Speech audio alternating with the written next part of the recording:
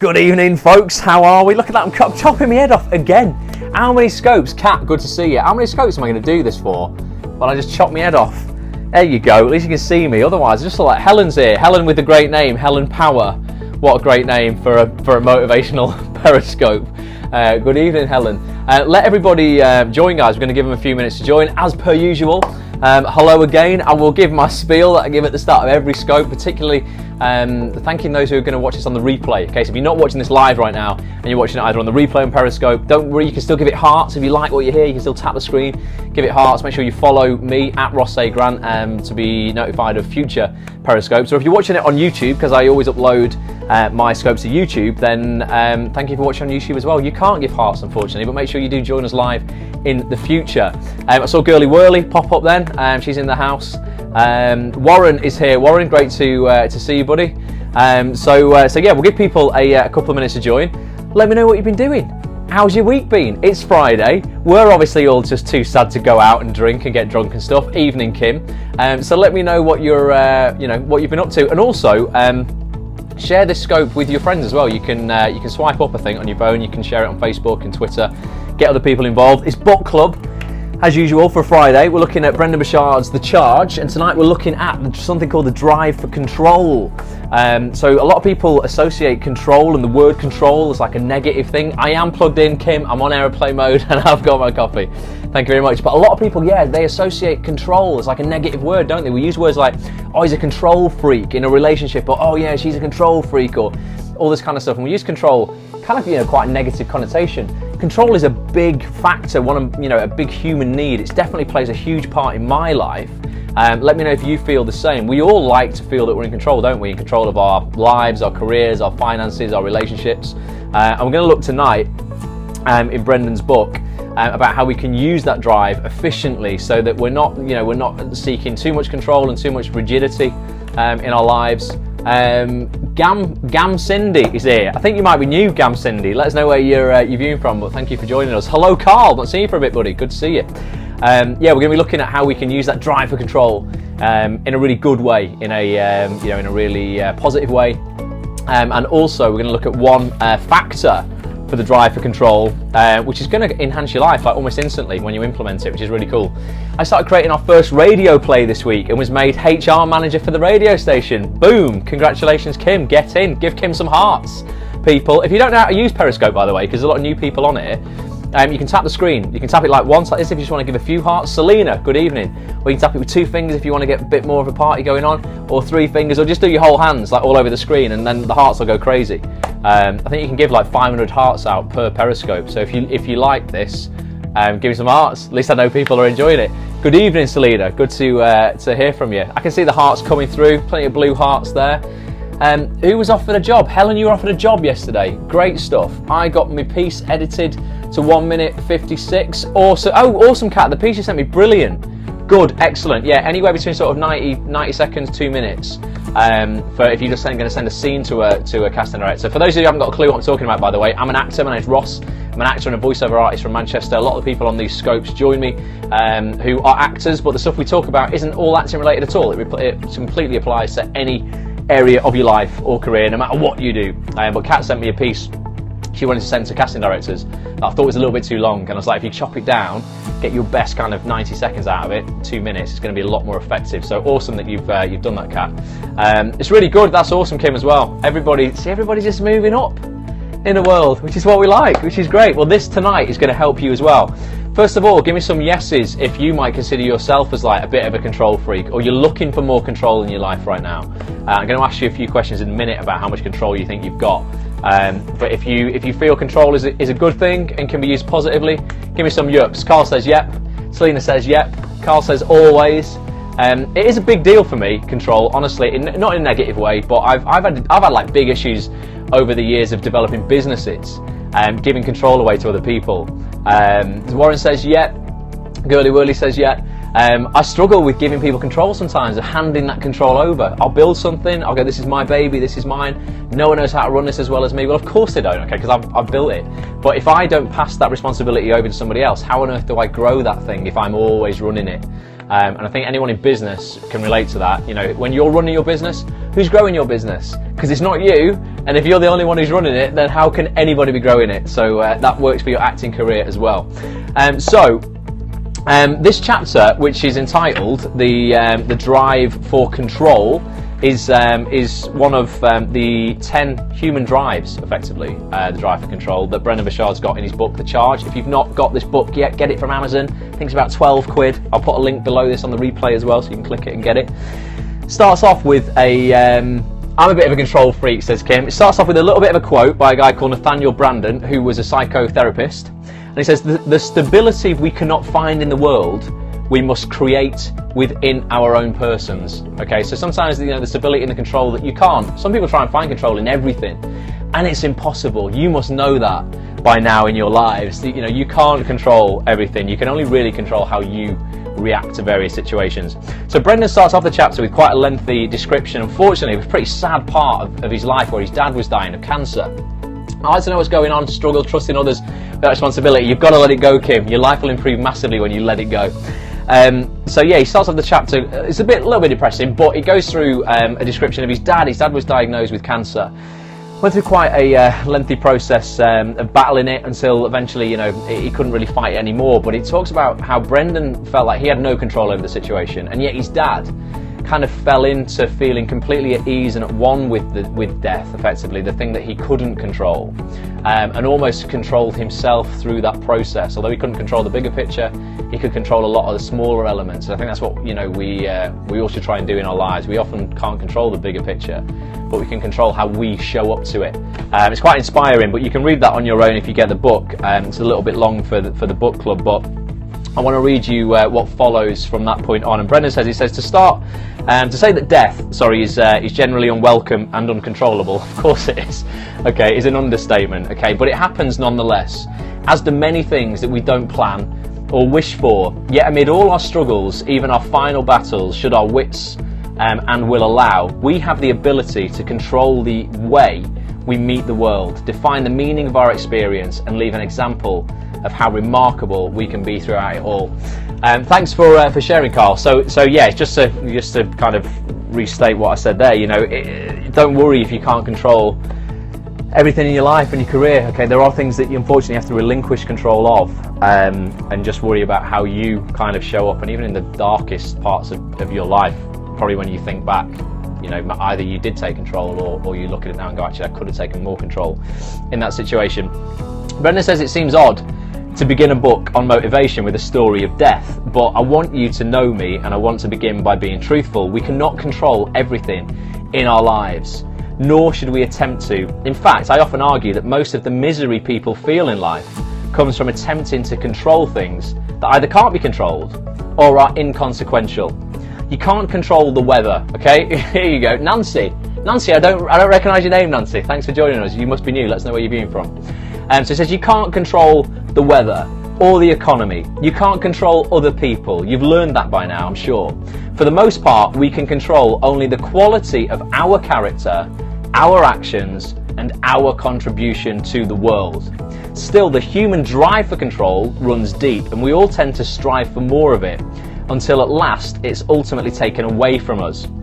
In the space in between, we ought to learn the factors we can control that make our journey remarkable, and this chapter aims to help you do that. So it starts with a couple of questions, guys. Give me some answers, okay? How in control of your life do you feel today on a scale of 1 to 10, with 10 representing being in total control? Okay, I'm trying to think how I would show up with this. I would say, I don't even know. I'm going to look for other people's answers first. I don't want to influence you. But on a scale, so we've got a 6, a 3, a 4, a 2. Carl's gone from 3 to 2. We've got a 3 from Girly Whirly. Helen Power with the power has got a 7 going on there. We've got a 7 from Warren. Guys, you're definitely being here. I say this on every scope because you guys are you're different, because you're showing up to things like this, okay? As I mentioned in the email I sent out to the Bulletproof Actor crew, the mindset course I released a couple of weeks ago, those who actually enrolled in the course, nice one for the number 7s, those who enrolled on the course, there were equaled about 3% of the entire kind of list of people who were invited to that course.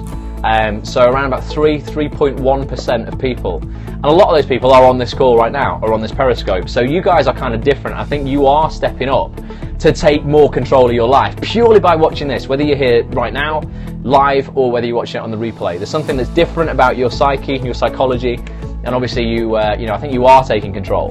But it's interesting to see the differences. We had a few 2s, 3s, 7s. Definitely, I don't think we can ever have a 10. I don't think anyone can ever have a 10. But definitely, I think maybe even a 9 is hard, you know, or an 8. But 6 from Kim, I feel I need to be in control more and more. So if I gave myself a 10, I would feel filled, and I don't. Yeah, so I don't think you can ever hit a 10, Carl, mate. Absolutely not, because you know you just can't control every aspect of your life. You know, you can do your best. We can eat healthily, we can go for a run, we can do all the exercise and things to control our health. But ultimately, there's things that we just can't control. You know, things just kind of anomalies and stuff will happen. The same in every area of your life. So that was question 1. Now, okay, that's your life overall. Now, this might be a bit different for you. How in control of your mind, emotions, and experiences do you feel? So this is different, not your life overall, because we can't control that as much, but how in control of your emotions are you feeling right now in your life? Your feelings, your thoughts, all the things we talk about in Bulletproof Actor, the patterns that you go through in your head every single day. Sometimes they'll be empowering, other times they'll be very limiting. So we got a 7. Selena says a 7. It's because Selena's doing Bulletproof Actor, obviously Selena. 6 from Carl, 6 from Helen. We've got a 2 from Girly Whirly. Wow, okay, well, I mean, that's brilliant, first of all, in terms of acknowledging and being aware of that, because awareness is something we don't get enough of. But that's brilliant, because it means that, you know, you can absolutely build on that really quickly, Girly Whirly, as well. We've got a 4, control of the mind is harder. It is, it's the key. Guys, it's like, seriously, from a decade's worth of studying this, it's the key to life. It's the key to fulfillment, to happiness, literally to being productive, everything. Every part of your life is affected by every part of your life, but your mindset more than anything. More so since starting Bulletproof. Awesome, Warren, great to hear. BPA made me give a 6, great stuff, Carl. I apologise, by the way, I am on a few seconds delay. Don't worry, Kim, that's Periscope servers probably. If I wasn't, it would be a 2. Carl's gone from a 2 to a 6. We've tripled Carl's control of his emotions through Bulletproof Actor. For those who have no idea what I'm talking about, go to bulletproofactor.com and you can read about the course. It's not available to enroll in right now, but it will be a few months down the line. 7 from Kim, that's awesome. But Girly Whirly, yeah, 2. Don't worry about that. We can, you know, through this kind of stuff, we can get you more control really, really quickly. Last question: how in control are you of the immediate world around you? So maybe the situation you're in right now, I don't know who you're living with, your job, literally the environment you may be sat in right now watching this. How in control of that environment are you? You know, where you're staying, where you're living, the people you're hanging out with, you know, the company you're keeping. Got an 8, that's great, awesome. We got a 5. We got a 5 from Girly Whirly, so you've upped that, that's good. 7 from Helen Power. Helen has got the power tonight. She's all 7s tonight. That's awesome. So yeah, so you can see how there's lots of different kind of areas that we want control in. Warren's in for a 7 as well. Awesome. I think like 7's got to be pretty much kind of like as high as you're going to get on any of this control stuff. 5, but I have a plan. Amazing. Good stuff, Kat. We've always got to have a plan. So Brendon goes on anyway. He says, your answers say a lot about how you've chosen to exert. Before BPA, I was about 3 or a 4. See, now Kim's smashing it as well. I live on my own to feel good, good in control at home. Awesome. So yeah, your answers say a lot about how you've chosen to exert yourself in the world, and they correlate directly to your degree of happiness. So I'm guessing if you're giving yourself a 2, you're going to be pretty unhappy in that area. If you're a 5, you're going to be kind of so-so. 7, you're probably all right. You're probably feeling quite good, but you will be different in each area. You know, of your control over your emotions, control over your environment, you know, control over your overall life. Kim's saying a 5 as well. Great stuff. So few would argue that we spend much of our lives trying to gain more control. Okay, specifically, what is it specifically we're trying to control though? Okay, what factors make us feel as though we have enough control to be sane and happy? Okay, broadly speaking, we're all after a sense of control over our inner and our outer world. So that's the inner world of emotion and thought and feeling, and the outer world of our environment, okay? We want to have control over our conscious experiences, our thoughts, feelings and behaviours. We want to control the results we get and the relationships we have in the outside world. Of course, it's what we all want. This desire to regulate and influence our overall life experience is what the human drive for control is all about. How many of the sevens did a Len Goodman impression? I don't understand that, Kim. Explain more. I just don't get stuff like this.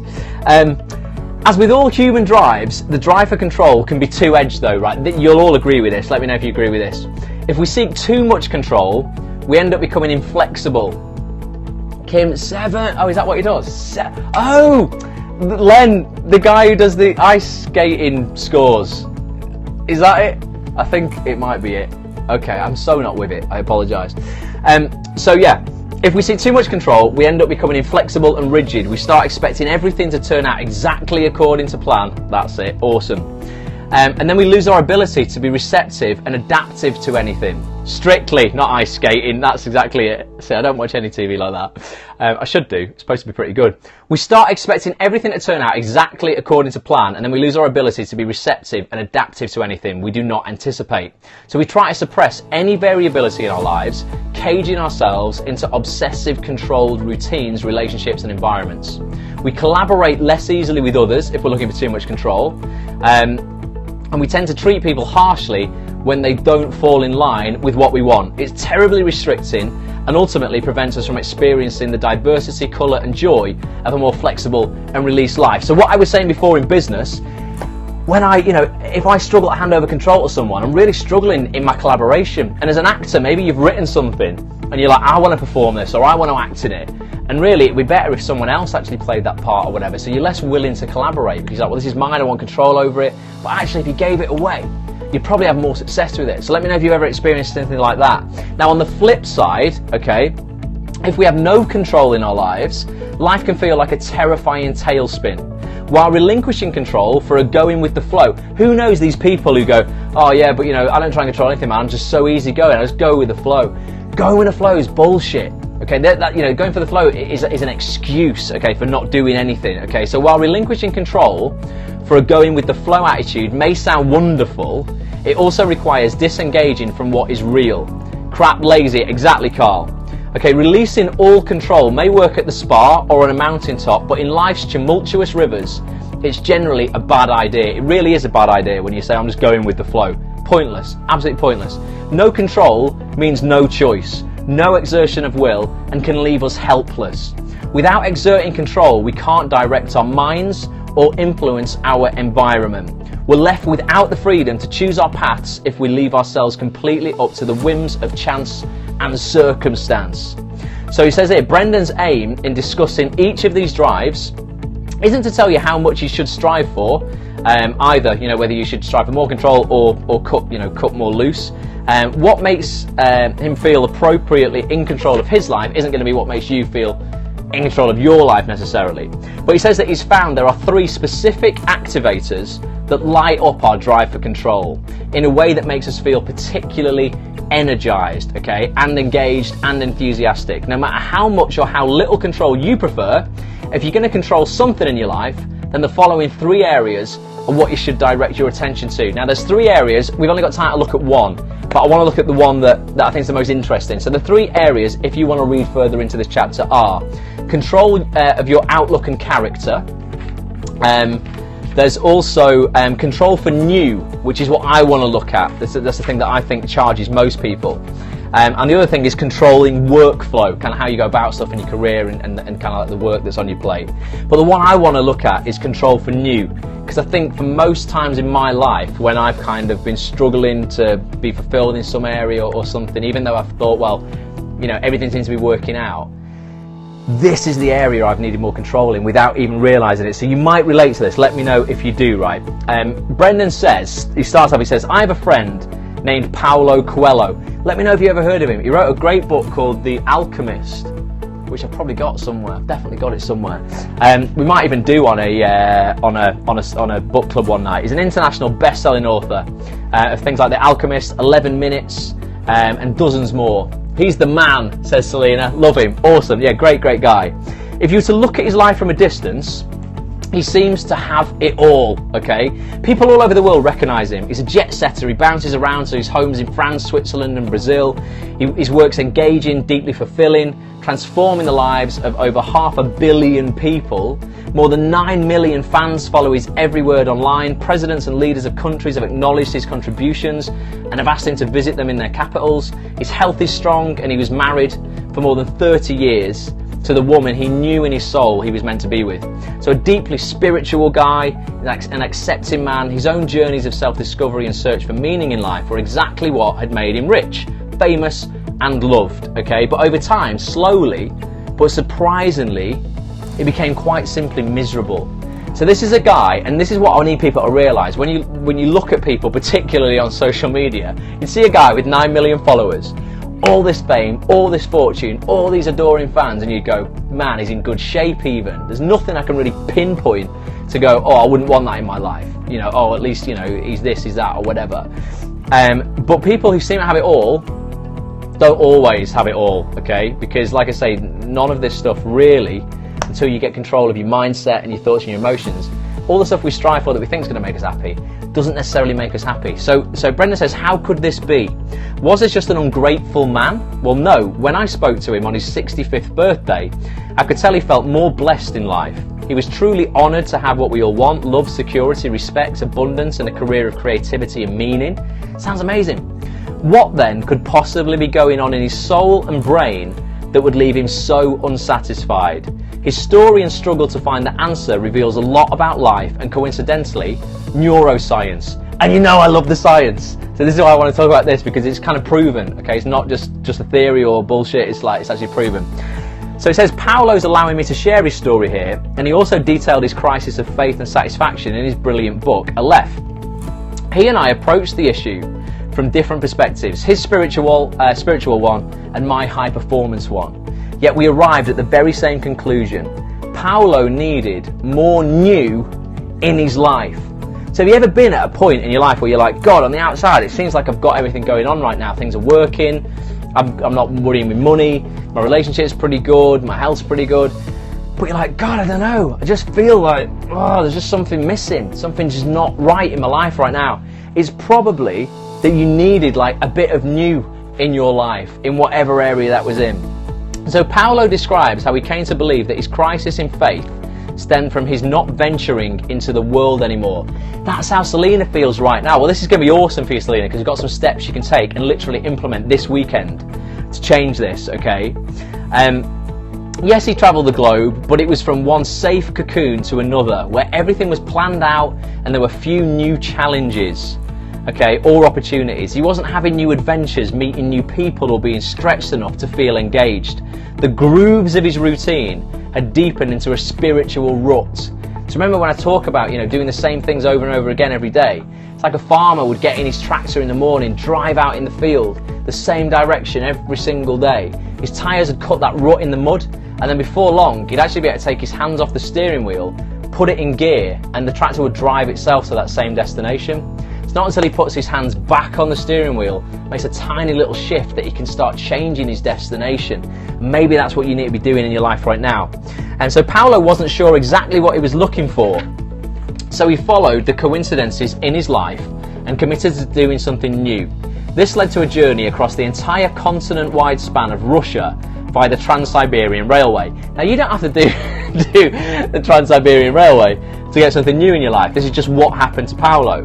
Brendon says I'll leave the rest of the story to his book, so you can go and read it in Paolo's own book. But what ultimately helped him get the charge in his life back was challenging himself to explore himself and the world in new ways.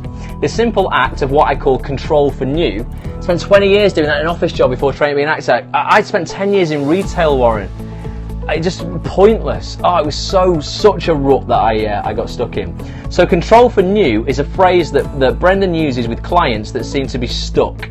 It means that we should spend as much time strategically planning the introduction of new things and experiences into our lives as we spend planning for what we'll eat, where we'll work out, and how we'll accomplish our goals.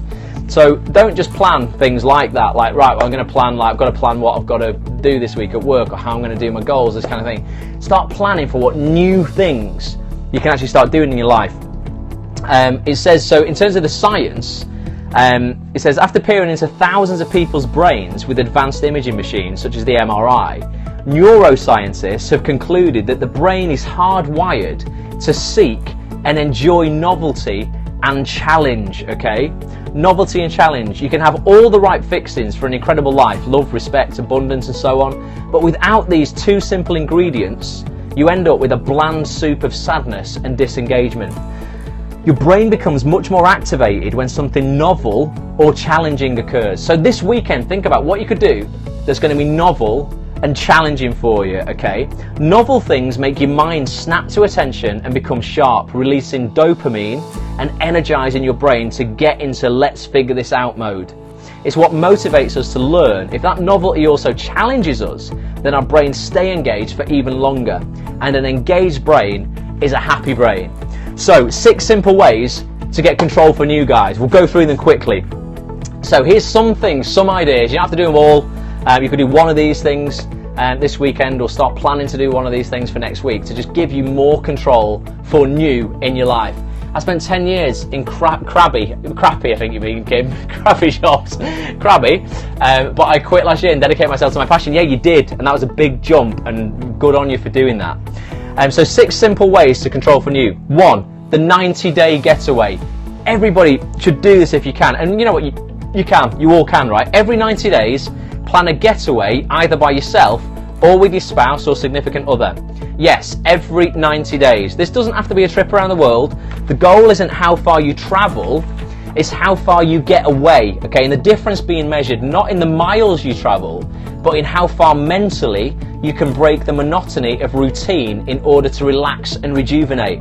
So plan a trip. It's once every 3 months. God, it's not like every week or something like that. Although doing 1 day a week where you rejuvenate is great.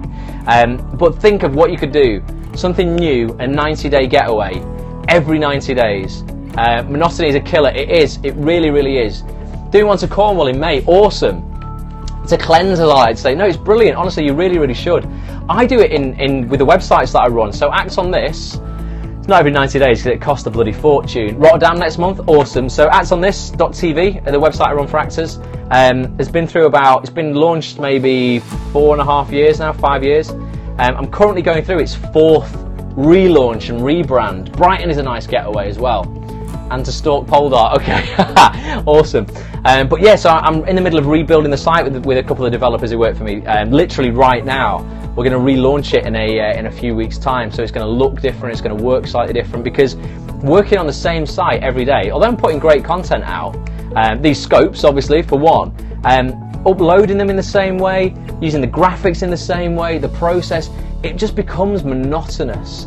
And that kind of kills my passion a little bit to go, oh God, that again, oh yeah, I've got to do this again. Whereas if we change it up, it just means that, you know, the experience is new more often.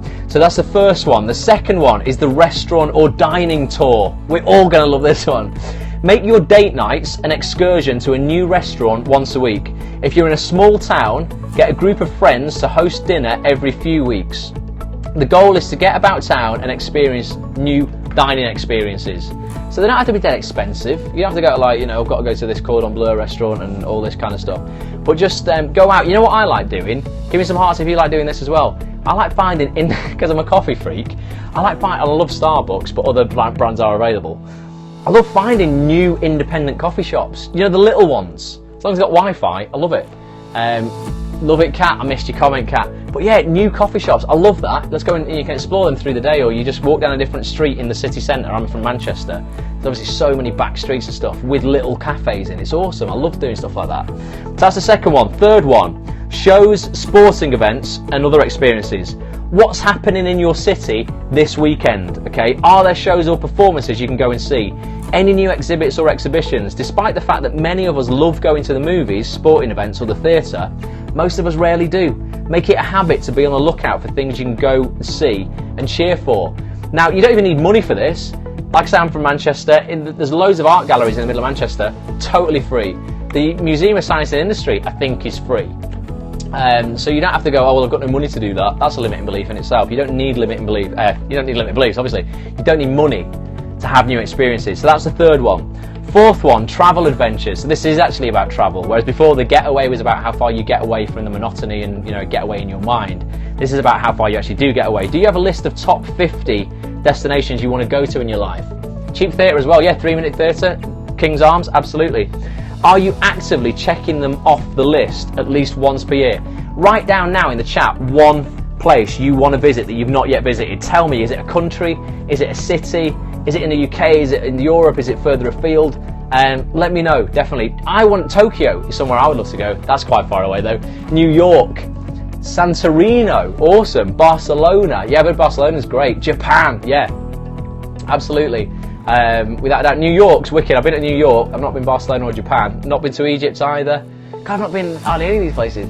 Going in June, great stuff. Yeah, it's awesome. So yeah, at least get one of those places in this year, you know, or at the start of the year, try and get a few of them in. Japan, India, yeah, Japan, or is that a new place? Japan, India. I don't know where that is, Carl, but I'd like to go. 5, okay. We talk about this a lot. Expanding your peer circle. It's funny how making friends, I mentioned this just the other day. Tokyo sounds good to me. Tokyo would be great.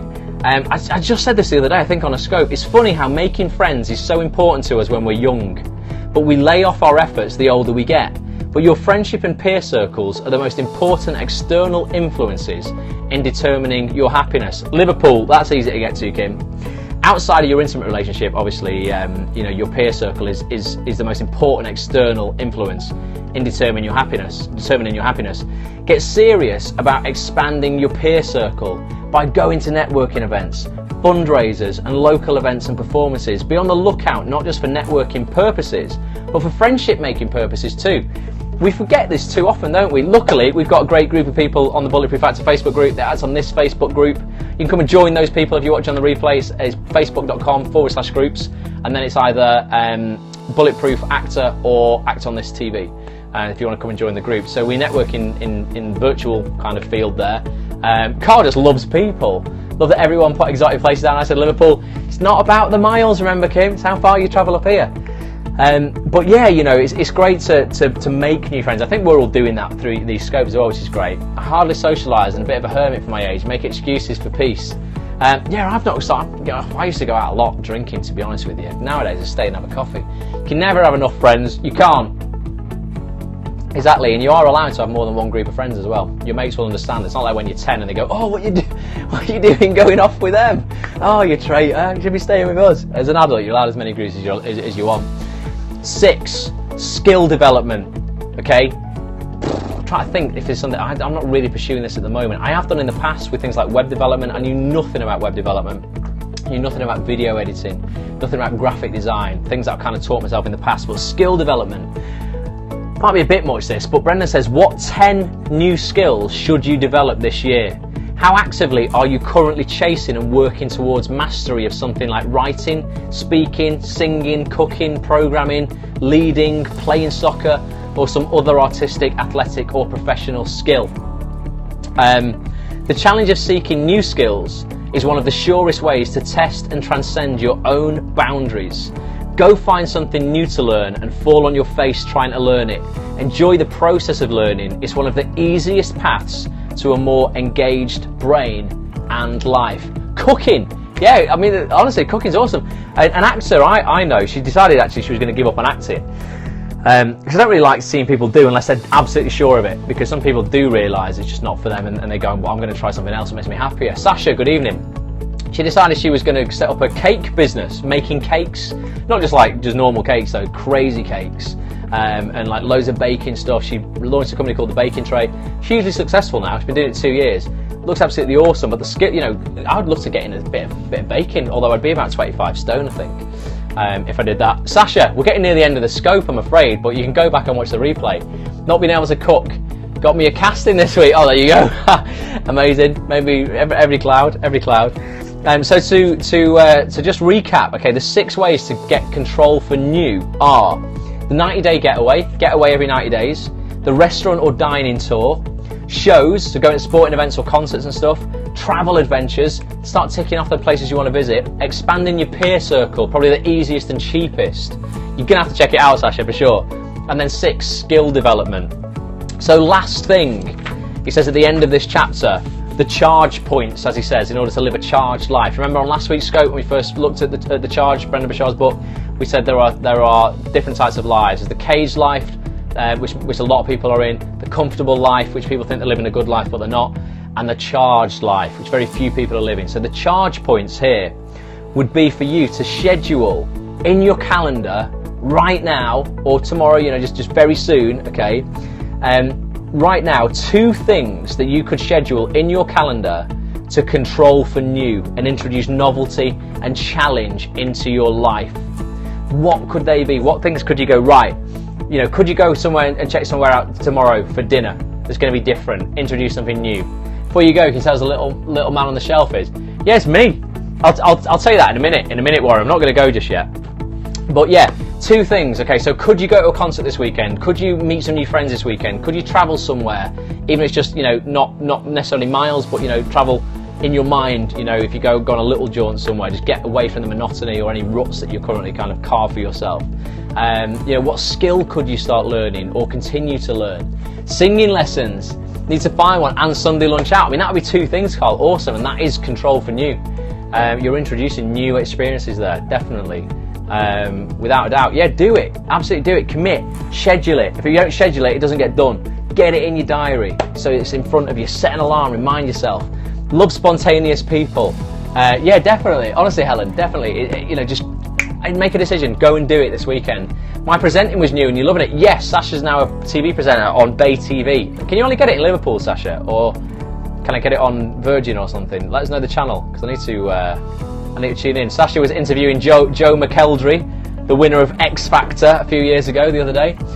Carl, if you need singing lessons, teacher, try Susan Blair. Look her up, Carl, and check it out. So just think, 2 things you could do this weekend that's going to introduce new.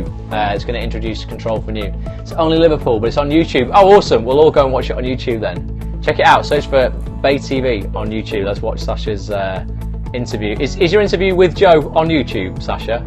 Joe McElderry, he was a really good singer, Joe. He just seemed to disappear, didn't he? But he was awesome. He's like one of the best winners, I think. He was really, really good.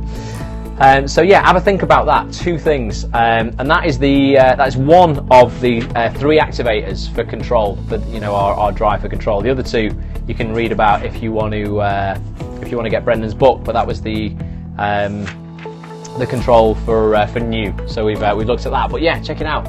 The Charge, Brendon Burchard, activating the 10 human drives that make you feel alive. So that was control for new in the chapter, the desire for control. He was so nice. Well, it was on the first time tonight, but it'll be on YouTube over the weekend. Awesome. Next Friday, guys, what do you want to look at? It's another human drive. So tonight we looked at the drive for control. We've got the drive for competence. Next week, maybe the drive for congruence, the drive for caring, the drive for connection, change, challenge, creative expression, contribution, or consciousness. Contribution's a big one, massive one for me. Really, really improves your life when you've got a drive for contribution and what you can kind of give back. But what do you reckon? Change maybe might be a good one. People need change. Challenge, contribution. Let us know what you think. We'll have a little vote on it now, and I'll prepare it for next week, so we know what's going on. Change. Curious about cats. Curious about care. Change is always good. That's 2 for change. Cat, you're being outvoted slightly at the moment. Anyone else for change? Change, care. Challenge would be probably a good one, and contribution I think would be good. Change sounds good. It looks like change is the winner. Everyone needs a little bit of change in their life, and it seems to be the thing that everyone's afraid of. So let's look at that then. The drive for change we'll be looking at. Got 1 for contribution. I like challenge too. Don't start complicating things now, Sasha. We still think we've had more for change though than anything else. So we will look at the drive for change next week. So I hope that's been useful for you. I'll be back on Monday, guys, with another Periscope for motivation and mind hacks. No idea what we're going to be talking about, but it'll be something interesting. And then on Wednesday for the actors in the house, care the week after, Cat. Okay, if people want care, we'll have another democratic vote next week. If people want care, we'll be on it. Definitely for all the actors on the scope or watching the replay. If you're watching this before, what is it, the 12th today? So it's going to be the 13th, 14th, 15th, 16th, 17th. Wednesday the 17th of February. in 2016, I'll be interviewing on a live broadcast. So you'll watch a video feed of me interviewing this actress, and then you can tweet us questions live, similar to Periscope, but you're going to actually be able to tweet questions live, and we're going to be able to interact with you and as we're having a chat. She's one of Hollyoaks' new additions. I don't know if you've got any Hollyoaks fans in the house. She plays a character called Sally St. Clair. She's the headmistress, the new headmistress of Hollyoaks High School, and she is literally well, at least the UK's, I don't know about the world, but the UK's first transgender actress playing a transgender role in a TV show. She was the first by about 24 hours because EastEnders introduced another one, another character who was in that situation. Oh, I know, amazing, Sasha knows. So I read about this. Awesome. Annie Wallace is her name. She's absolutely amazing. I went for lunch on Wednesday with her. We talked all about it. Her story is so ridiculously inspiring. She effectively led a completely hidden life for 50 years. She got the role in Hollyoaks at 50, and she led a life of what they call in stealth, where she couldn't tell anybody who her authentic self was, you know, who she was, you know, who she identified with. She couldn't say she was transgender or anything like that. And she actually trained at the same drama school as me. She was a year above me at drama school, which is how I know her. I've known her about 12 years. And her story is just so fascinating. And the year she literally went, this is it, this is enough now. On my 50th birthday party, I'm going to stand up. I'll let her tell the story, it's better. But she's going to stand up and she's basically going to have this whole coming out thing where she's like, look guys, this is actually who I am. This is the real me. I hope you're going to be supportive. Obviously everybody was. And then she started kind of opening up to the world. The world embraced her as well and opened its arms to her. And she's had more success in the last year than she ever had living what was a lie, effectively, unable to feel that she could tell people. And I've had similar experiences, not with that part of my life or anything like that, but with my eye condition. I used to try and hide it all the time, going, I can't tell anyone I'm visually impaired because they're not going to give me a part. You know, certainly when I was at uni, I couldn't tell anybody because I didn't want any special treatment when I was at drama school, and I also didn't think in the sword fighting lessons I'd be allowed a sword. If I went, look, I'm visually impaired, guys, they went, oh, here's a sword for sword fighting. They were never going to give it me. But I worked my ass off. I just worked harder. I approached it differently, and I got the highest grade the examiner had ever given out for stage combat on that course. I don't know whether I've been beaten today, but by 2005, I'd not been beaten when I left. But they would have never given me that initially. So there's a few reasons why I hid it.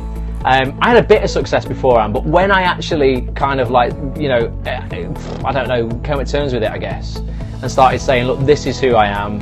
I've got this problem. You know, if there's a mark on the floor on a TV set that I've got to hit, and most people will be able to see it out the corner of their eye, I'm not going to be able to see it.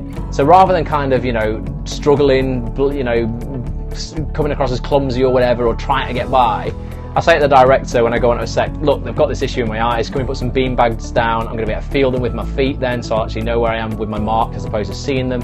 There's loads of different ways you can approach stuff. And I started having way more success. Like I say, to the point where those who are doing the Bulletproof Actor course will know a bit about my story. Jack Thorne, BAFTA award-winning writer, awesome guy, wrote a part for me in a show last year about a guy with my eye condition. That would never have happened had no one known about it. People like you and this lady we can learn so much from. Honestly, like, it's not the saying, oh God, look how inspiring and special we are.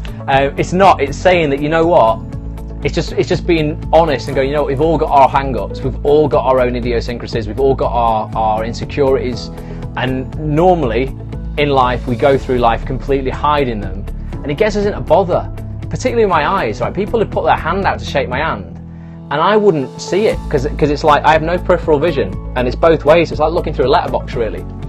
And people would put their hand out to shake my hand, I wouldn't see it. They'd think, oh my God, what an arrogant prick. And I'm going like, and I'm not, you all know I'm not. And yet it would get me into bother. Whereas when I first meet somebody, if I go, look guys, you know, if you stood next to me and you try to get my attention, if you're not right in front of me, I can't see you. So, you know, if you're off here and you're waving something around, I'm not going to be able to see it. I'm not being ignorant, I'm not ignoring you.